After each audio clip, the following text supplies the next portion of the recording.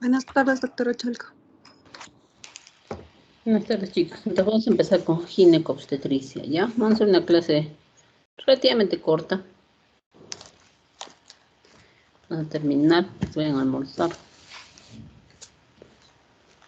¿Ven mi pantalla? Sí se ve, doctora. Doctora. Ya está.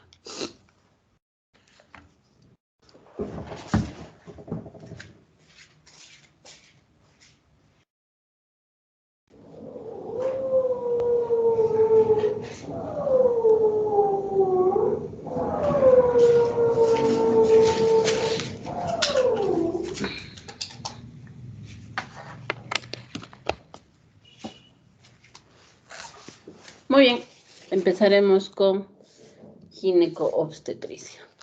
Entonces, aquí vamos a ver el rol de las imágenes en la patología ginecológica, ¿ya? Entonces, nosotros debemos de saber seleccionar qué estudio imagenológico debemos pedir. Generalmente la que toma mayor valor es la ecografía. Entonces, esta selección y uso correcto de los diferentes métodos de imagen es un pilar muy fundamental para el adecuado diagnóstico y por ende el tratamiento y si necesita seguimiento, ¿no? Entonces aquí en una tabla, como vemos, hablamos de la ecografía, resonancia, tomografía, ¿no? Que es lo que se usa en ginecología. Y sabemos ventajas y desventajas. Ventajas en ecografía, fácil acceso, rápido, bajo costo, ¿no? La desventaja, como siempre les he dicho, es operador dependiente, ¿sí? En cuanto a la resonancia, también tiene excelente resolución, mayor campo, ¿no? Puedes ver muchos, que se llama tonalidad, puedes ver cosas más sutiles, ¿no? Si bien es cierto, la resonancia magnética es inocua, ¿no? Porque no tiene riesgos, pero podemos usar gadolinio, ¿no es cierto? Entonces, al usar gadolinio o contraste en pacientes con problemas renales, va a tener varios efectos adversos. El problema de la resonancia es el costo, el tiempo de adquisición, ¿no? Ya sabemos que en personas que sufren de claustrofobia no deben recibir, o pacientes que tengan, no sé, marcapasos o prótesis tampoco, a menos que se haga, ¿no? Hay que ver riesgo-beneficio, y el gadolinio que ya mencioné está contraindicado en el embarazo. En cuanto a la tomografía, tiene buena resolución, puedo verlo en 3D, ¿no? Puedo hacer mis cortes. La ventaja que tiene la radiación ionizante, ¿ya? Entonces, de todos estos estudios, la ecografía, sobre todo la transvaginal, es el método inicial de elección. El uso de este estudio ha facilitado el diagnóstico de diferentes patologías, tanto anexiales como endometriales. Tiene una certeza bien elevada, hasta del 90%. En cuanto a la tomografía y la resonancia magnética, tienen un rol diagnóstico y pueden complementar o constituir una mejor alternativa a la ecografía transvaginal. Cuando utilizo tomografía o resonancia magnética, están reservados en los casos más complejos, en los casos en los cuales yo tenga duda en la ecografía, sobre todo la transvaginal, ¿no? ¿Ya? Entonces, ¿cómo vamos a enfocar la patología? Esta patología ginecológica la vamos a dividir en urgencias ginecológicas, la patología uterina benigna y la patología anexial benigna. Dentro de las urgencias ginecológicas tenemos el embarazo ectópico, las EPIs o proceso inflamatorio pélvico, la rotura folicular sintomática, porque todas las mujeres tenemos rotura folicular, pero aún no sienten mucho dolor, cuerpo lúteo hemorragio, la torsión anexial. En cuanto a la patología uterina benigna, los miomas, las adenomiosis, la patología endometrial, las malformaciones uterinas. Y en la patología anexial benigna, los quistes ovarios principalmente. Ya está. En cuanto a las urgencias ginecológicas, vamos a hablar primero del embarazo ectópico. El embarazo ectópico es la primera causa de emergencia en ginecología.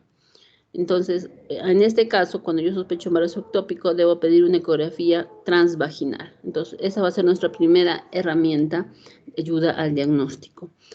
Entonces, yo al ponerle el ecógrafo transvaginal voy a encontrar un útero de dimensiones incrementadas, en un endometrio engrosado. Pero voy a buscar una imagen sacular, ¿no? Un huevito, ¿no? Del huevito, y no va a haber. Entonces, la cavidad endometrial va a estar vacía. Y además tú tienes la gonotrofina coriónica elevada, más de 1000. Entonces, sí hay embarazo, pero no está en endometrio. Ya tienes que ir sospechando en embarazo ectópico. Puede encontrar, como vemos aquí, mire, el cuerpo lúteo, ¿no? Una imagen anexial, ¿no? Y en el otro voy a encontrar una imagen o un tumor anexial complejo, ¿sí? Lo que más puedes encontrar alrededor de la trompa uterina, un anillo tubárico, ¿sí? Si sigo buscando, puedo llegar a encontrar un saco gestacional en los anexos, ¿no? En este caso está en la trompa uterina, incluso se ve el bebito y todavía le ponen los latidos cardiofetales que lo siente, ¿sí? Entonces, eso puede llegar a ver. ¿Sí? La tomografía tiene hallazgos muy inespecíficos. O sea, no va a ser tan patognomónico. Acá tengo dos, una sin contraste y una con contraste. ¿Sí? Entonces voy a encontrar una lesión quística anexial, como en este caso. Esta es una tomografía axial sin contraste y esta con contraste y voy a una imagen compleja, ¿no? Anexial izquierda. Cuando le pongo el contraste vemos que está bien vascularizada. Entonces hay abundante vascularización mesogonadal. Y además hay líquido, ¿no? Que esto es hemoperitoneo, ¿no? Entonces los hallazgos en la tomografía hemos dicho que son inespecíficos, pero puede encontrar una lesión quística anexial. Esta puede estar rodeada de abundante vascularización mesogonadal y puede haber hemoperitoneo. La resonancia magnética me sirve para evaluar el grado de adherencia presentaria a los órganos, a los demás órganos, ¿no? Entonces esto lo que va a facilitar es cómo voy a operar, cómo el gineco va a planificar su cirugía. En el caso de los procesos inflamatorios pélvicos, ¿no? Ahí entra a batallar varias patologías, desde la endometritis, la salpingitis, ya sea aguda o crónica, las pelviperitonitis, sobre todo principalmente los abscesos tubáricos y el piosálvico. Ecográficamente, el absceso tubárico, como vemos en esta imagen en la B, vamos a ver con un área quística, heterogénea, ¿sí? De una ecogenicidad alterada, intermedia. Voy a poner el Doppler y voy a tener una señal vascular periférica alrededor. ¿Ya? Esa es una por ecografía, un absceso tubárico. En cambio, un piosálvic es una colección purulenta en el lumen de la trompa uterina, en el lumen. Como está lleno la trompa, vamos a ver como una lesión tubular bien delimitada, con puede haber tabiques incompletos o contenido heterogéneo. ¿Por qué? Por la presencia de pus. Es lo que voy a ver. ¿Sí? Entonces, aquí por ejemplo ya vemos el piosálvic y el absceso tubárico. Y la tomografía también me va a corroborar eso. Por ejemplo, voy a ver colecciones hipodensas, ¿no? Que captan al contraste, ¿no? Incluso las lesiones tubulares también las voy a ver así medias serpiginosas, ¿no? Paredes engrosadas y van a realzar el contraste porque es un proceso inflamatorio. Entonces la tomografía lo que va a hacer es identificar los abscesos pelvianos de origen extraginecológica y también tiene la capacidad de definir signos de peritonitis localizada o difusa también. Aquí, por ejemplo, lo que estoy viendo en estas dos imágenes es un absceso tubárico, ¿no? Esta está completa y esta ya está rota, ¿no? Aquí vemos un dispositivo intrauterino. Luego debemos hablar del cuerpo lúteo hemorrágico. Se va a caracterizar por un dolor pélvico en la fase posovulatoria. Entonces voy a hacer una ecografía transvaginal. Puedo verla por la ginecológica, sí, pero lo ideal es verlo transvaginal. Hay varias fases. Si la encuentro en la fase inicial, voy a ver como en esta zona, ¿no? Una lesión anexial o ovárica, ¿no? De un lado unilateral, de una pared engrosada, ¿sí?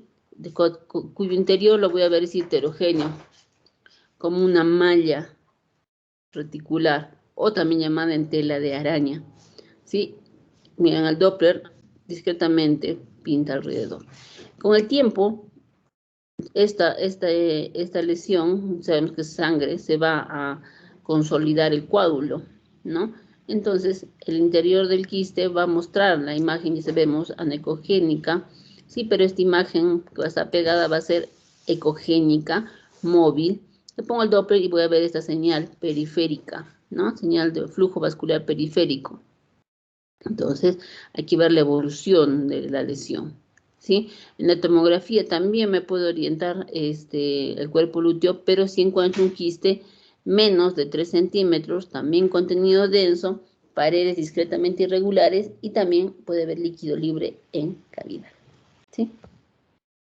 Luego tengo el folículo roto sintomático. Entonces, ya sabemos que causa dolor en la pelvis, ¿no? En el periodo periovulatorio. Entonces, hago la ecografía transvaginal y voy a encontrar signos de ovulación. Entonces, a nivel del anexo, a nivel del ovario, voy a encontrar una imagen estrellada, ¿sí? En el polo ovárico, ¿no? Le voy a poner el Doppler y va a tener, como vemos acá, el flujo vascular periférico y además voy a encontrar líquido libre en cavidad, ¿sí? Líquido libre en cavidad. Aquí está exagerado un poco, pero es para que se encuentre líquido libre, ¿no? Es diferente a una vejiga que tiene una pared definida. Entonces, el contenido libre no tiene forma, ¿no? Un quiste roto. ¿Cómo lo hago? Por ecografía transvaginal nada más. El problema radica cuando ya no han tenido relaciones, tienen que hacerlo por pélvica, pero también se logra ver. Otro es la torsión anexial. O sea, ustedes pensaban que solo había la torsión testicular, no, también hay la torsión anexial. Entonces, esto se da cuando el ovario va a girar sobre su pedículo vascular. Se da en mujeres en edad fértil. Entonces, en este caso voy a realizar una ecografía transvaginal y lo que encuentre va a depender del tiempo de evolución. Generalmente voy a encontrar, como vemos aquí, un ovario aumentado de tamaño. ¿Por qué? Por edema, por congestión, ¿sí? Si yo le pongo el Doppler y la señal está presente, significa que es un ovario que va a vivir, es un ovario viable, ¿sí? Pero si le pongo el Doppler y hay ausencia de la señal al Doppler, entonces voy a decir, ah, no, ya hay un daño isquémico, ¿sí? ¿Qué más puedo encontrar? El signo del remolino, ¿sí? Este signo de remolino vascular es en relación al pedículo que se ha torcido, o sea, hay un enrollamiento sobre su eje. En el caso de la tomografía y en la resonancia, igual, los hallazgos son inespecíficos para la torsión anexial, pero también puede encontrar aumento del tamaño del ovario. El útero se va a desviar hacia el lado afectado y puede encontrar líquido libre en cavidad. Entonces, la tomografía va a ayudar a detectar la congestión del mesovario torcido y remolino vascular. Aquí estoy viendo una imagen que se está torciendo. Por ejemplo, es en relación a un tumor anexial, por eso se ha torcido, ¿no? Aquí igual, ¿no? Y están viendo el signo del remolino, ¿no? Entonces, la resonancia magnética es útil para caracterizar variantes infantiles de torsión. Identifica el edema y la hemorragia del estromo ovárico, el cual está asociado al desplazamiento periférico de los folículos. Ambos van a contribuir con la caracterización de la lesión anexial que va a ser responsable de la torsión. Entonces, la tomografía y la resonancia me van a ayudar al diagnóstico diferencial. ¿Sí? Luego tengo la patología benigna. En cuanto a la patología uterina benigna, tenemos los miomas uterinos. Ecográficamente, la ecografía va a permitir la caracterización de estos miomas. Puedo ver el tamaño, cuántos hay, dónde están ubicados, qué relación tiene con el endometrio y cómo es su vascularización. En este caso estoy viendo múltiples miomas, acá imágenes ovoideas, pueden ser iso o hipoecogénicas generalmente. En este caso es un corte transversal y estoy viendo un gran mioma, ¿sí? Entonces, yo lo puedo distinguir directamente. El útero se ve como una perita, ¿no? Y en su miometrio siempre tiene que ser simétrico las paredes. Entonces, cuando ya veo lesiones, primero que está aumento de tamaño, voy a ver las lesiones que pueden ser redondeadas, pueden ser nódulos nada más hasta 3 centímetros o pueden ser masas, ¿no? Y siempre tengo que diferenciar con el cáncer de miometrio, ¿no? La resonancia lo que hace es mejorar la capacidad de esa visualización. Entonces puedo ver la localización y también la relación con el endometrio. Entonces permite conocer su comportamiento en relación al flujo vascular arterial. Entonces todo esto es importante para planear la cirugía, ¿no? Entonces, ¿para qué uso generalmente la resonancia en el caso de miomas? Para los miomas subserosos, pediculados, ¿no? Para diferenciarlo de las masas anexiales sólidas. En esta resonancia estoy viendo que un mioma, el cual está pediculado, se está expulsando a través del canal cervical, ¿sí? Es lo que estoy viendo en esta imagen. Luego tengo la adenomiosis. La adenomiosis es la presencia de glándulas y estroma endometrial dentro del miometrio. Entonces voy a encontrar ecográficamente un útero grande, globuloso. Entonces hay un aumento difuso del útero, ¿no? Pero no vas a ver miomas. perdón, vas a ver estrías perpendiculares subendometriales. Puedo ver, como vemos acá, imágenes anecogénicas, como quistes subendometriales. Y el endometrio va a ser heterogéneo. ¿Quién te ayuda en la adenomiosis? Es la resonancia magnética. La resonancia magnética te mejora el diagnóstico. Entonces, que voy a encontrar un engrosamiento mayor a 10 milímetros de la zona de la unión endometrio-miometrial. Voy a ver focos hemorrágicos subendometriales y estrías radiales subendometriales, que van a ser hiperintensas en T2, ¿cierto? Entonces, estoy viendo estos quistes subendometriales y en esta zona, por ejemplo, estoy viendo una imagen mal definida, ¿no? Entonces hay un engrosamiento subendometrial. Aquí también veo otra lesión, ¿no? A nivel, a ver, posterior, ¿no? Que es una adenomiosis focal. Entonces hay un área ensanchada, ¿no? Y además tiene varios puntitos hiperintensos. Luego puede haber patología endometrial. Entonces, la patología endometrial, primero esto tengo que saber el tamaño del endometrio, ¿no? Y cómo lo vamos a ver. Entonces, el endometrio puede llegar a medir hasta 12 milímetros en la fase secretoria y 2 a 3 milímetros en la fase menstrual. Entonces, hay una fase menstrual donde la persona, la señorita deja de menstruar y el endometrio se adelgaza, ¿no? 2 a 3 milímetros. Y empieza a crecer, entonces, en la fase proliferativa, la cual es trilaminar, como vemos acá, trilaminar. Luego se torna a la fase lútea o secretoria, donde se vuelve blanco, ecogénico, ¿sí? Entonces, la fase lútea o secretoria puede llegar hasta 12 milímetros. Cuando yo encuentro un endometrio más de 12 milímetros, o está embarazada, ¿sí? Entonces, eso también tiene que ver. Si bien es cierto, no puedo ver el bebito antes de las 5 semanas, puedo ver signos indirectos, ¿sí? Como por ejemplo eso que les digo, medio el tamaño del útero y el endometrio engrosado más de 12 milímetros. Entonces, aquí me va a servir la ecografía transvaginal, ¿no? También tengo que identificar el momento del ciclo menstrual y más o menos ver qué orientarme, ¿no? Entonces, cuando el paciente viene, uno pregunta, ¿por qué está viniendo? Porque tengo un retraso. Fecha de última regla, tanto. ¿Ha tenido relaciones? Sí, no. Pero igual, así te digan, no, nunca les crees. Ya.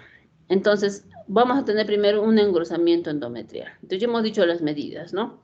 Entonces, si está fuera de estos límites, más de 12 milímetros en la fase secretoria, o es una paciente posmenopáusica y mide más de 5 milímetros, voy a decir que es un endometrio anormalmente engrosada.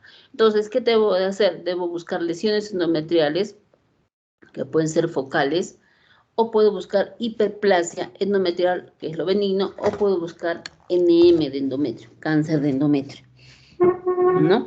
Entonces, tengo que ponerme a buscar eso. Por ejemplo, aquí estoy viendo un endometrio trilaminar en fase proliferativa, ¿sí? Aquí estoy viendo un endometrio engrosado, ¿sí? Engrosado. Tranquilamente podría haber un pólipo, entonces tengo que descartar lo que les he dicho. Lesiones endometriales focales, hiperplasia o NM. Entonces, ¿qué lesiones focales endometriales hay? Una de ellas es el pólipo endometrial.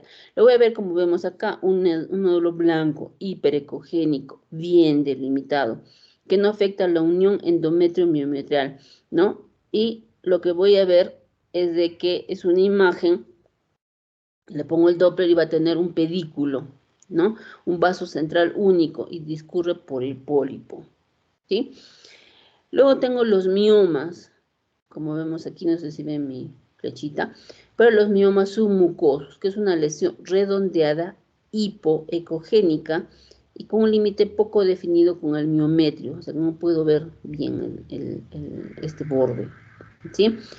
Entonces yo le pongo el Doppler y el patrón vascular va a ser en canasta, o sea, no va a ser como acá un ladito pediculado, ¿no es cierto? Sino va a ser en todo lado.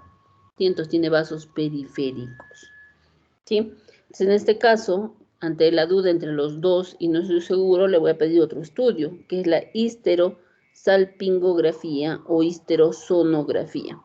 Entonces, de preferencia la histerosonografía, la voy a hacer la ecografía transvaginal y como saben que el agua te ayuda, voy a llenarle agüita, le voy a poner agüita o cloruro de sodio a la cavidad endometrial y voy a dibujar mejor el pólipo y voy a dibujar mejor el mioma y voy a hacer un buen diagnóstico. Yo en particular no la hago, la hacen los ginecos, ¿ya? Porque tienen que ponerte la zona, les tiran el globito, los llenan, y es todo un procedimiento, entonces ellos tienen todo el tiempo del mundo para hacer eso, ¿sí? Entonces lo hacen los ginecos. La resonancia magnética lo que hace es establecer la relación exacta de un mioma submucoso, la ubicación del pedículo, espesor y grado de vascularización asociada, ¿sí? Aquí, por ejemplo, estoy viendo una pelvis femenina y lo que estoy viendo que tiene un cáncer de endometrio que está invadiendo a nivel de miometrio, ¿sí? Está invadiendo el endometrio que invade a miometrio, ¿no es cierto? Entonces, pero en realidad yo por ecografía transvaginal se puede diagnosticar, ¿sí? Tengo las malformaciones uterinas. Entonces la ecografía lo que va a hacer me va a dar la sospecha. La resonancia va a dar la caracterización definitiva. Va a definir con precisión el contorno uterino, el fundus y su relación con la cavidad endometrial subyacente. También va a entregar información del cuello o del cérvix y también puede haber tabiques vaginales asociados.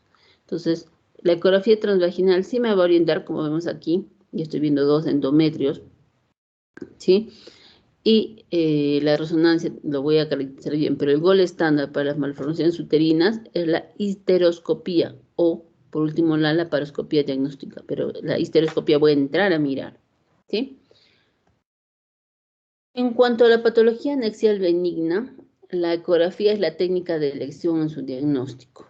La tomografía y la reso ayudan o mejoran el diagnóstico. Tengo los quistes ováricos o lesiones quísticas ováricas.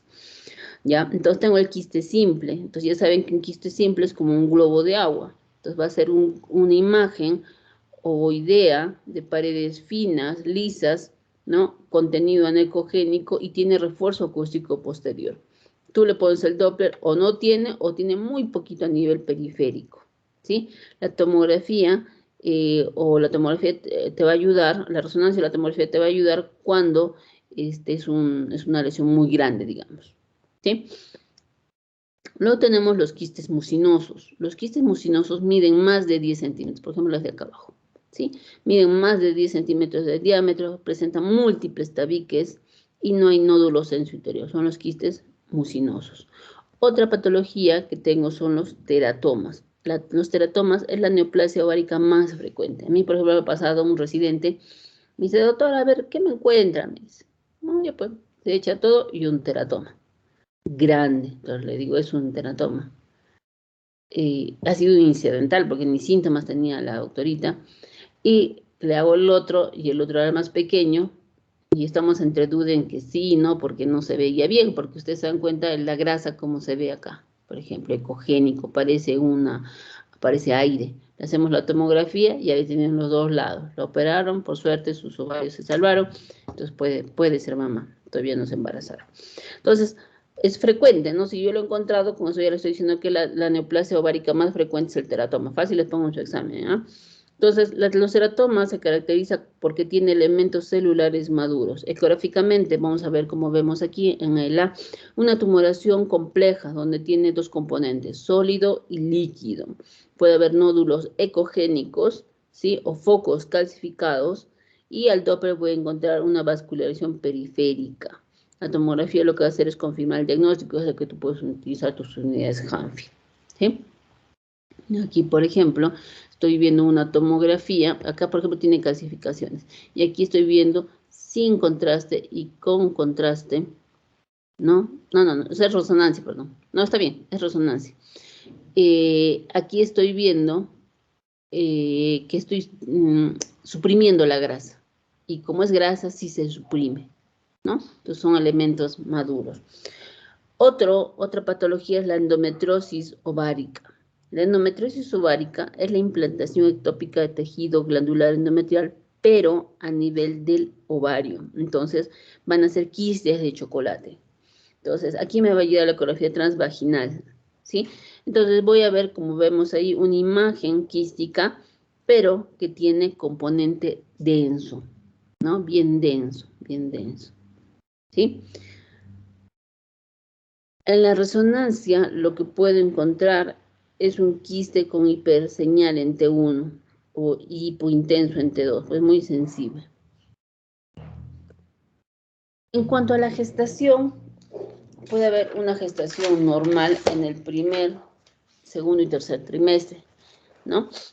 En la gestación normal en el primer trimestre te sirve para, la ecografía te sirve para calcular edad gestacional y te da signos indirectos de que si todo está yendo bien o no. Sí, como ya hemos dicho, la ecografía ginecológica la voy a ver transvaginal a partir de la 5ª semana, ya puedo ver el saco gestacional, y por vía pélvica con la vejiga llena, obviamente, a partir de la 7ª semana. Normalmente, la 4ª, la 5ª semana ya aparece el saco gestacional. A la 7ª semana ya vas a tener que ver latido cardíaco y a las 12 semanas ya puedes ver la calota fetal, ¿sí? En cuanto al segundo y tercer trimestre, te sirve para la edad gestacional, ¿no? Puedes ver la posición y presentación fetal, ¿no? Cuál es la zona en que el embrión se sitúa en relación con el cuello uterino, la relación del dorso fetal y la porción anterior, ¿no?, del abdomen. También puedo ver la placenta, qué morfología tiene, dónde está implantada, puede ser implantación baja, o puede ser, puedo ver cómo está evolucionando la placenta. Hay placentas que son muy viejas para la edad que corresponde, ¿sí? Y la patología que podría presentar. Líquido amniótico. La presencia o no de líquido amniótico va a depender de la producción renal y de la absorción del tubo intestinal. O sea, está asociada con las patologías, ¿sí? Entonces, como dijimos, en el útero voy a ver una imagen gestacional, un saco gestacional, ¿sí? Miren, acá se ve bonito, ¿no? Hay muchos signos que a mí me dejan. Por ejemplo, yo encontré esto y yo decía que esto es normal. Tenemos la vesícula vitelina, el CRL, que es la del cráneo, la medida desde el cráneo hasta el potito, digamos, ¿no? Y vamos a medir y eso me bota la máquina ya qué edad gestacional tiene. Me ayuda más la primera ecografía porque me aproxima a la edad gestacional, diferente a cuando ya es más grandecito, porque puede tener un retraso de crecimiento y voy a pensar que tiene menos edad y no es así, ¿ya? Entonces aquí también estoy viendo el CRL, ¿sí? Para ver, vemos ya un niño y estamos viendo su columna, ya tiene cerebrito, su manito, mira el líquido amniótico, como tiene que estar la placenta. Cuando van creciendo, vamos a ver lo que es la edad gestacional, pero tengo que hacer mis medidas. Puedo medir el diámetro biparietal, como veo acá, que tiene sus parámetros, ¿no? El fémur, y puedo ver la circunferencia abdominal. Estos tres valores me ayudan para ver el peso, por ejemplo, ¿sí? Miren, aquí tengo la medida del fémur, qué edad me bota, cuántas semanas, ¿sí? Y aquí, por ejemplo, yo me está botando el peso, pero ya he tenido los otros valores también, ¿no? Y hace un promedio de todo y me bota finalmente la edad gestacional. Bota para 30 semanas, 30 días. En cuanto a la gestación patológica, en el primer trimestre vamos a ver patología del saco gestacional. Puede haber un huevo embrionado. Entonces tiene medidas. Si el saco gestacional mide ya más de 35 milímetros y no hay bebito, no va a haber nunca. Es un huevo anembrionado, ¿no? Puede haber las enfermedades del trofoblasto, ¿no? Enfermedades trofoblásticas como la mole hidatidiforme o la enfermedad trofoblástica invasiva. La mole hidatidiforme es benigna, pero hay que hacer controles porque hay riesgo de que sea maligna, porque no se puede diferenciar. Puede incluso hacer METs a nivel de hígado. ¿Cómo lo voy a ver ecográficamente? Como un panal de abejas, ¿ya? Y los gonotrofines están muy elevadas. El paciente es muy sintomático, vomita mucho, ¿no? No le ha caído bien ese brazo, dormida y encuentras una mole hidatidiforme. Puede haber alteración en la implantación del saco gestacional. Puede ser una implantación baja o, como ya hemos visto, un embarazo ectópico. Puede haber una discordancia entre el tamaño uterino y el tiempo de amenorrea. Entonces, puede ser nada más por mala fecha, ¿no? Que el paciente no te diga, bien, sea un paciente irregular y no sepa cuándo le toca, o puede ser un retraso en el crecimiento también. Entonces, aquí detalla el retardo de crecimiento uterino. Entonces, aquí es importante ver el peso, ¿no? Entonces, hay que complementar con el diámetro biparietal más adelante, ¿no? En el caso del segundo o tercer trimestre, es importante la hemorragia. Aquí tengo que descartar lo que es la placenta previa o el abrupto placental. Luego tengo las anomalías congénitas. Entonces, pueden ser anomalías congénitas del sistema gastrointestinal, del sistema genitourinario, puede haber anomalías torácicas, puede haber ascitis fetal, alteraciones congénitas de la región cervical, anencefalia, que sí he encontrado anencefalia, o hidrocefalia, ¿no? Entonces, todo esto hay que descartarlo. Todo me va a ayudar con la ecografía. Entonces, al principio es la transvaginal y luego hacemos la transabdominal, ¿no? Mencionar que la ecografía intervencionista me puede servir para la amniocentesis, analizar el líquido amniótico, ¿no? También se puede hacer transfusiones intrauterinas. No lo hacemos acá, pero bueno. Entonces, esto es lo que les quería enseñar de lo que es de la patología gineco-obstétrica. ¿Alguna duda? Es fácil, como ustedes ya tienen la base, de los estudios que hemos hecho en la primera, que era la introductoria, entonces ya es fácil avanzar con ustedes porque entienden lo que yo les trato de explicar, qué es anecogénico, qué es ecogénico, ¿no? Entonces, y varias cosas que ya hemos hablado desde el principio. Entonces, eso les va a servir siempre. ¿Alguna duda, chicos? ¿Están? Hola. Sí, doctora, creo que no hay ninguna duda. Ya, chicos, entonces vayan a almorzar.